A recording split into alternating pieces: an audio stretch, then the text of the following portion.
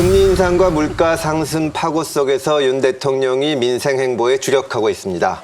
서민 경제의 고통을 분담하기 위해서 통신, 금융업계의 동참을 촉구하는가 하면 공공요금 상반기 요금을 최대한 동결하라 지시했는데요. 윤 대통령의 행보 어떻게 보시나요? 저는 방향은 바람직하다고 생각됩니다. 예. 우선 공공요금도 억제는 당장 필요하죠. 고물가, 고금리 때문에 서민들이 굉장히 어려움을 겪고 있으니까. 저도 그렇게는 생각하는데 여당에서 계속 문재인 정부 시절에 이 가스비를 안 올리다가 그래서 갑자기 올리느라고 이 여당이 혼이 그쵸. 났다고 이렇게 계속 얘기를 했었는데 지금 또 공공요금 올리지 말라고 하니까 좀 억울한 생각이 들지 않나요? 민주당 입장에서? 뭐 그러려니 뭐 생각을 합니다. 그러니까 그게, 예. 결국 자기들이 그 재발 찍는 일이 곧 있을 텐데. 예. 결국은 저는 이제 계속 걱정하는 게 그거거든요. 이념에 따라서 정책을 집행하는 게 이제 문제라고 보고 이념 그냥 큰 이야기거든요. 그러니까 재미있는 이야기지만 이게 현실하고 동떨어진 경우가 많습니다. 그러니까 그게 바로 그런 거예요. 지난 정권에서 물가 안 올려가지고 말했지 난방비 안 올려가지고 우리가 덤떡이 썼다라고 하는데 본인들도 딱 하려면 동결할 수밖에 없는 거거든요. 저는 이게 현실적이고 실용적인 태도라고 보고 그래서 환영하고요. 두 번째도 마찬가지입니다. 예를 들어서 뭐 대한항공의 마일리지든지 뭐 통신사 요금제라든지 이거 원래 대통령이 뭐라 그랬습니까? 자유 얘기했잖아요. 시장의 자유라고 얘기를 했는데 지금 국가에서 아니 개별 사업체, 개별 그 회사에서 뭐 하는 이런 부분까지 간섭을 하는 거잖아요. 그러니까 옛날 그들의 철학에 따르면 이게 사실 위배되는 거죠. 그럼에도 불구하고 이걸 한다라는 것은 이제 조금 뭐랄까 감을 잡으셨나 실용적이다라고 해서 저는 오히려 그걸 평가합니다. 사실 선거전할 땐 서로 싸우거든요. 서로 싸우는데 막상 딱 집권해 보면 큰 옵션이 다르지 않다라는 걸 알 겁니다 아마. 그래서 선택할 수 있는 옵션이 좁기 때문에 그 큰 차이가 없거든요. 그런 면에서 너무 이념에 사로잡히지 않고 그때그때 필요한 조치를 취한다는 면에서는 저는 평가합니다.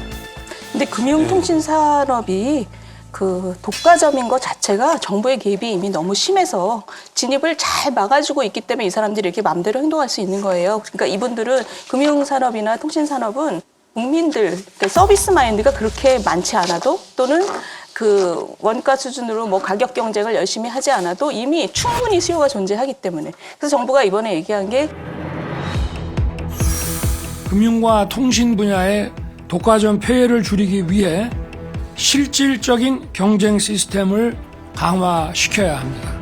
관계부처는 과도한 지대 추구를 막고 시장의 효율성과 국민 후생을 높일 수 있도록 제도 개선 방안을 찾아 추진해 주시기를 당부드립니다.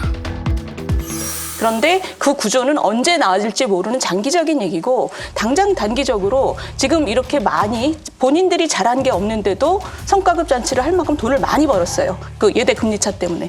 예대 금리차를 정부가 어떤 가이드라인을 주고 이 정도가 이 국민의힘에서 하는 얘기고 또 민주당 쪽에서 하는 얘기는 금리 자체를 규제하자라고 얘기하는 그러니까 이 어떻게 하느냐에 대해서는 지금 의견의 차이가 있는 거죠. 그리고 이제 성과급 돈잔치 하는 것도 좀 규제가 필요하다 생각됩니다. 그러니까요. 이렇게 단기적으로 막대한 이득을 얻을 때는 막 나눠쓰기로 해버리고 만약에 이제 부실이 돼가지고 이제 할 때는 공적 자금이 투자가 되지 않습니까? 이건 국민 세금이 들어간단 말이에요. 그러니까 지금처럼 단기적으로 막대한 수익을 얻는 거에 대한 일정한 규제가 필요하다고 생각됩니다. 자, 윤 대통령이 연일 노조의 회계 투명성을 강조하고 있습니다. 노동개혁에 고삐를 조이고 있는데요.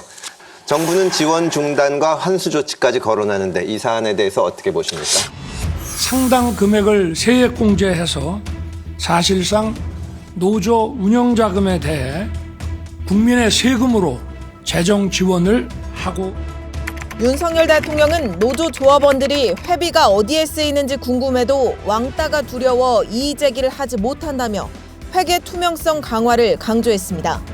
옆집 가계부라도 들여다보고 싶은 게 사람 심리 아닙니까? 이런 것들을 이용해서 노동조합이 마치 부패한 집단인 것처럼 이야기하고 있는 현실이 마치 꽁꽁 숨겨놓고 부정부패를 일삼는 집단인 것처럼 매도하고 있는 게 정부의 태도가 문제라고 생각합니다. 일단 저는 그렇게 말씀을 드리고 싶겠는데 일단 회계장부의 공개를 갖다가 지시할 법적 근거가 없거든요. 그러니까 노조의 자율성을 해치는 거고 그다음에 아마도 정부에서 이게 알았을 겁니다. 대통령이 말씀을 하셨는데 나중에 딱 보니까 근거가 없네. 예? 또 하나는 뭐냐면 아니 회계장부에 문제가 없진 않겠죠. 뒤져보면은 모든 데에서 그렇듯이. 근데 뭐 그 사이에 무슨 큰 부정이 있었나 그런 사건들이 있었나라고 했을 때 그 기록들을 보게 되면 거의 없었거든요. 그런 사건들이. 그런데 갑자기 이 얘기를 왜 갖고 나오는지 잘 모르겠고. 그다음에 또 하나는 뭐냐 보조금을 갖다 회수하겠다 그러는데 대개 노조에서 받는 보조금은 원래는 정부나 지자체에서 해야 할 일을 노조가 더 잘하니까 그쪽에다 위탁을 해서 하는 거거든요. 그러니까 이걸 가져간다 하더라도 정부가 그걸 해야 되는데 이제는 잘 모르는 상태에서 해야 된다라는 말이죠. 그리고 또 하나는 뭐냐면 경총은 얼마 가져가는 줄 아세요? 더 가져가요. 1년에 600억인가 가져가더라고.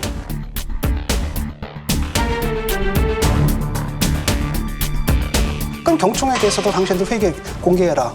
라고 얘기를 한다든지 그 밖에도 경총 외에도 다른 단체들이 있거든요. 거기에 대해서 아무 얘기가 없다라는 거죠. 그러니까 이런 것들이 딱 보면 너무 편파적이다. 아니 정부 지원금은 이건 국민의 혈세입니다. 혈세이기 때문에 이 혈세를 어떻게 쓰는가라는 건 정부가 저는 당연히 들여다봐야 된다고 생각합니다. 이상민 의원님하고 저하고 외통에 같이 하지만 우리 통일부나 이런 데서 시민단체들이 쓰는 거 통일부에서 다 들어가 봅니다. 어떻게 쓰느냐 깐깐히 다 들여다봐요. 그런데 왜 수천억씩 노조에서 가져가면서 이 돈을 어떻게 썼는가 들여다보자. 국민의 혈세인데 왜 이것이 문제가 되는지 아니 그러니까 제 이야기는 아니, 그겁니다. 제 얘기는 뭐냐면 그거 자체가 팩트가 자 틀렸다라는 겁니다. 그러니까 정부 보조금이 나오는 부분은 보고하게 되어 있고 예, 보고하는 것으로 알고 있어요. 그걸 보겠다는 거죠. 아니요, 지금 그거 이미 정부에서 보고하고 얘기하는 거는 정부에서 얘기하는 거는 정부 보조금을 받기 때문에 노조가 돈 쓰는 걸 전부를 보겠다는 거죠. 그렇죠. 예. 그러니까 그건 조금 다른 것 같습니다. 그래서 아니 그리고 보겠다는 것도 아닙니다. 지금 얘기를 정리를 해보면 지원금 나간 건 정부 돈이 나간 거는 보고하게 돼 있고 고용부도 자기네가 이때까지 잘 봤다 지금 얘기하고 있어요. 근데 그게 어떻게 생 사고는 지금 많이 나타나 있습니다. 진 교수님 볼 때는 몇 개 없다 그러지만 많이 있어요. 횡령한 그 현행법으로 잡혀간 분들도 많고 그거는 뭐 보기에 따라서 많고 적고의 문제지만 여기에 포인트는 뭐냐면 지금 양노총 같은 경우에는 거기에 기부금을 보낸 사람의 20%가 세액공제를 받고 있어요. 세액공제라는 건 굉장히 높은 수준의 공익단체라는 인정을 해준 겁니다. 근데 문제는 20%의 세액공제를 해줄 만큼 지금 많은 사람들이 돈이 간 곳에 대해서 대부분은 기부금 공익단체로 그걸 공시하게 돼 있습니다. 근데 지금 양노총 거기에 빠져 있어요. 이거는 말씀하신 대로 그냥 누가 잘못했다기보다 제도의 미비였던 거예요. 누구라도 볼 수 있도록 관심 있는 회계사들이 이게 잘 쓰였나 볼 수 있도록 그냥 열자라는 것에 대해서 저는 국민들이 반대하시는 분은 별로 안 보여요. 또 하나는 뭐냐면 그럼 앞으로 그런 쪽으로 입법을 하자라든지 이렇게 나가야 되는데 그게 아니라 까라. 그다음에 안 하면 내가 회수하겠다. 그다음에 세액공제해 주는 것도 없애겠다. 이런 식으로 나오니까 누가 봐도 과태료 정적 부과하겠다는 공격으로 거. 보이는 거죠.